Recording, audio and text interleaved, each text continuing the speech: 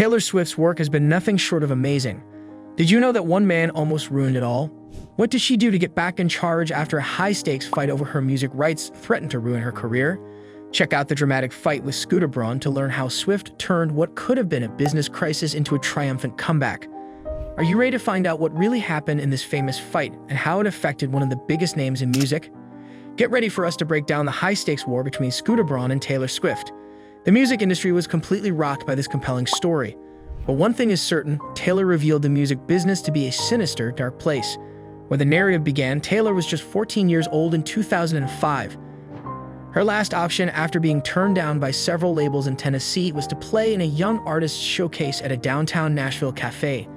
Fortunately, Taylor was signed by music executive Scott Borchetta after he saw her perform. However, Scott was not even employed by a record label.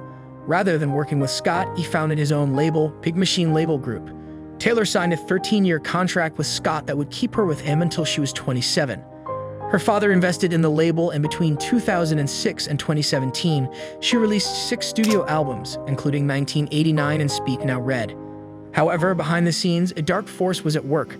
Big Machine controlled the master recordings for every album Taylor released, despite the fact that she went on to become one of the best-selling musicians in music history. This implied that Taylor never owned the music, and that a large machine was in charge of everything. However, Taylor wanted to modify her contract when it expired in 2018. In order to regain complete control over her records, Taylor's attorney proposed that Big Machine sell them back to her. In this manner, she could personally approve the use of one of her songs in a commercial or motion picture and get paid. However, Big Machine stated they would only sell Taylor's records if certain requirements were met. They stated that they would only sell them back to her if she collaborated on other albums. For each new album Taylor released, Big Machine would only give him one.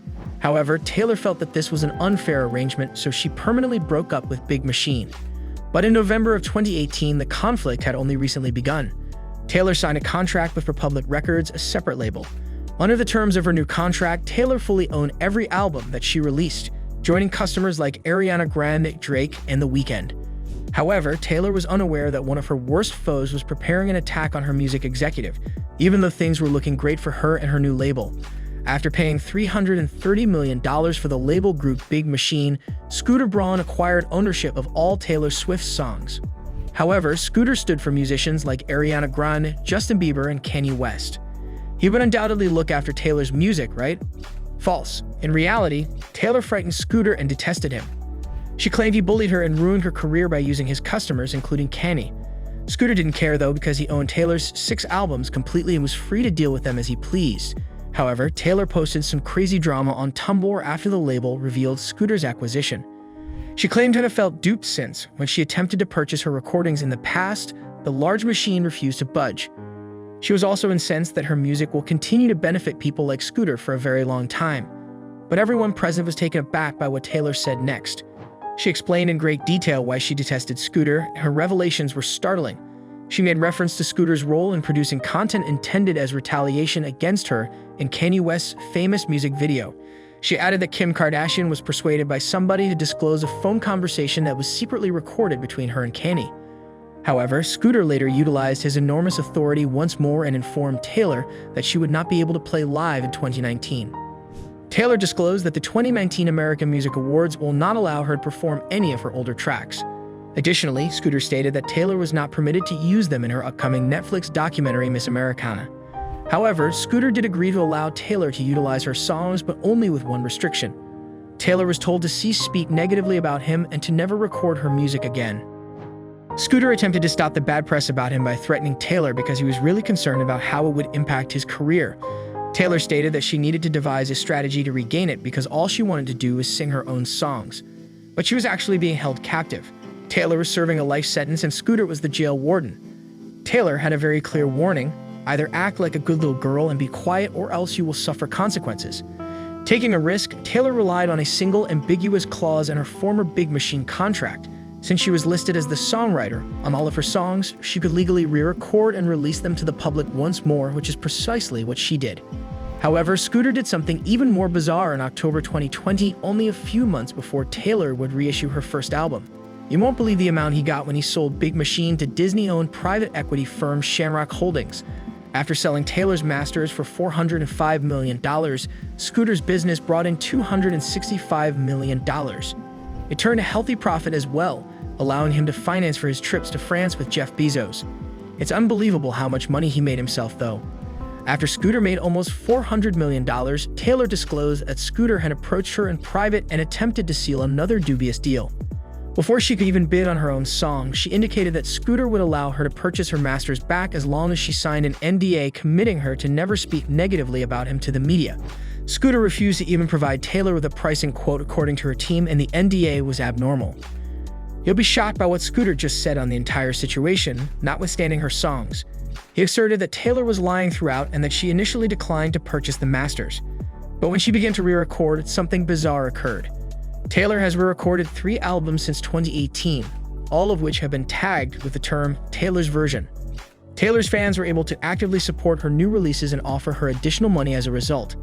Although Taylor still has a few albums to redo, including the highly regarded 1989, her rare recordings accounted for 70% of her 2022 earnings of $92 million, making her the most successful musician of all time.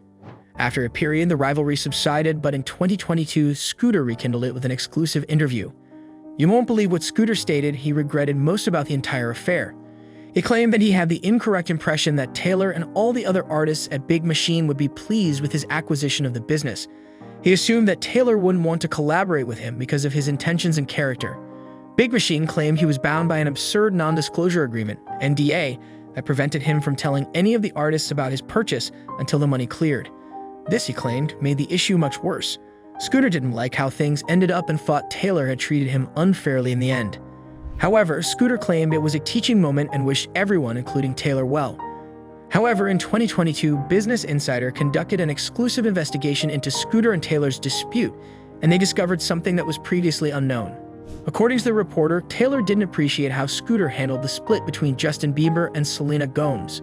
One of Taylor's closest friends, Selena, believed that Scooter had repeatedly acted inappropriately. According to reports, Scooter played a major role in breaking Selena's heart and was deeply ingrained in every element of Justin's life while they were together. The reporter also discovered that he owned and ran a number of news and blog sites, which he utilized to promote unfavorable stories about famous people. However, Scooter's attorneys claimed that because the Business Insider journalist had close connections to Taylor, the writer was biased and engaged in hearsay. In any case, Taylor moved on from the feud and hasn't looked back. She grossed almost $500 million on her tour, surpassing the earnings of all of Scooter's clients, including Ariana and Justin Bieber. Taylor is savoring every moment of her comeback after being nearly buried. She earned $500 million by performing her hit songs night after night. Regardless of Scooter's motivations, it's safe to say that Taylor prevailed and destroyed everyone who stood in her way. However, Scooter has had a difficult few years. While he was voted Variety's Music Mogul of the Year in 2021 and sold his holding firm for about $1 billion, his personal life has collapsed. One of Scooter's biggest clients, Ariana Grande, sacked him in 2018 from his position as her manager. Once more, Scooter had overreached himself by handling Ariana's personal affairs rather than her music business. However, Scooter put the blame for his dismissal elsewhere. Since Pete Davidson was Ariana's previous lover, he claimed Pete was to blame. Unfortunately, in 2021, Scooter also filed for divorce from Yael Cohen. He retained his $65 million home and private plane, but his former spouse received the family's other $30 million home and $20 million in cash. Even though Scooter still represents celebrities like J Balvin, Kid Laroi, and Justin Bieber, he will never be the same following his fall from grace with Taylor and her defiance of his authority. Curious about the untold stories behind music's biggest moments? Subscribe now for exclusive insights and deep dives into the high-stakes drama that shapes your favorite artists.